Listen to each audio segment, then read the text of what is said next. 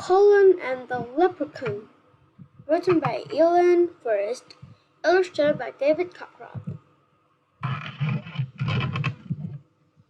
Colleen goes to Ireland. Colleen was so excited. She had never been to Ireland before. She had never ever been on an airplane. Now she was here, landing on Dublin, Ireland's capital city. Colleen and her parents were visiting her grandparents. She had never met them in person. She had only talked to them on phones and seen them on family pictures. As Colleen were out for the airport, two strangers grabbed her and started hugging her. After a few seconds, she realized that they were her parents. Colleen watched out the car window as the family drove by some fields. Her grandpa said mysteriously, "Colleen, be sure to keep an eye out for the little people." "Little people?" questioned Colleen. "Who are the little people?" "The little people are the fairies," said Grandma as she drove. "Tales of the fairies go back to Celtic time in Ireland and Scotland. We have many legends and stories that will tell about the fairies and their world." "Yes, we do," said Grandpa. "There are many kinds of fairy. A leprechaun is one kind. She looks like a small old man. He is not friendly, lives alone, and spends most of the time making shoes." Colleen had heard about leprechauns before. "One of the great things about leprechauns," continued Grandma, "is each one keeps a pot of gold. If you find a leprechaun, don't take your eyes off him," Grandpa warned. "Legend said that if you keep your eyes on him, the leprechaun will have to take you his treasure." Grandma continued. "A long time ago," Grandpa said, "a man named Jackpot found a leprechaun could be tricky fellows." Tell me about Jackpot," said Colleen. Grandpa began to tell the story.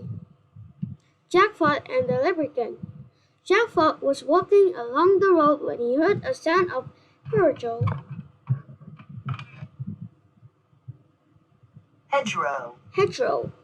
He had a suspicion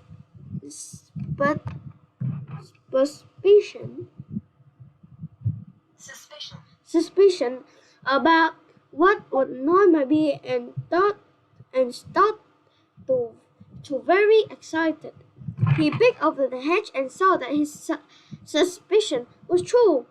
There was a little man wearing a little apron and pointed hat. He was using a tiny hammer the size of a pin to shape a tiny golden shoe. Jack knew at once that he had found the leprechaun. Jack crept close to the leprechaun and said good morning to him. The leprechaun smiled, said hello, and offered Jack a drink of water. "Just hand me that bottle," the leprechaun said, hoping Jack would look away. But Jack just stared straight to the leprechaun and said, "No, thank you." They talked for a while. The leprechaun tried many ways to trick Jack into looking away, but Jack wasn't fooled. Jack demanded that the leprechaun take him to a pot of gold.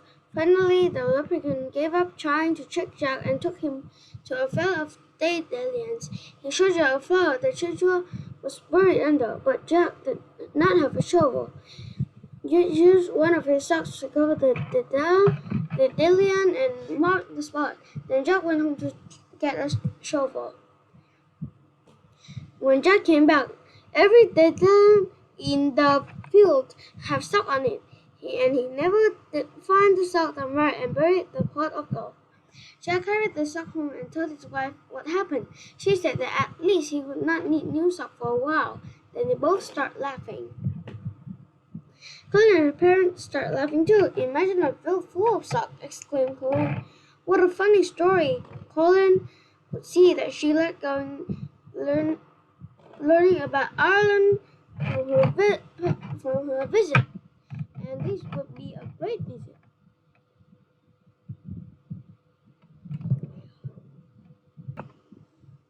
Quizzes! What is a legend? An old story. What did the leprechaun do when he put salt on each candle? Which of the following traits does not describe leprechaun?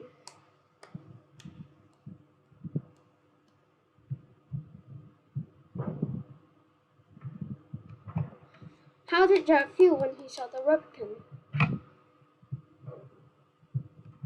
What is the setting of this story? Why didn't Jack find a buried pot of gold? What did the leprechaun do after Jack went home to get the shovel?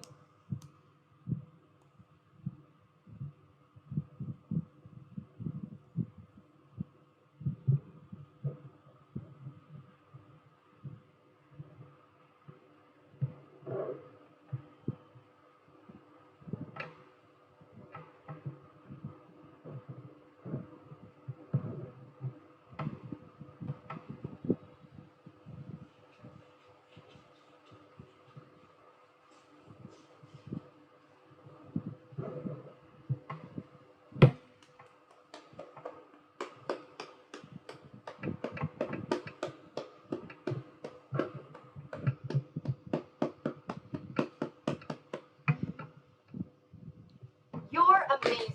A perfect score.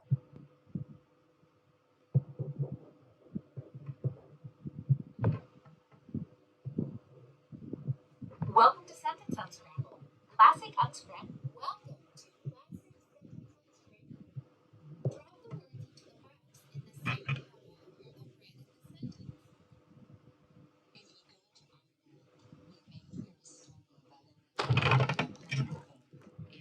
our web, you may hear a story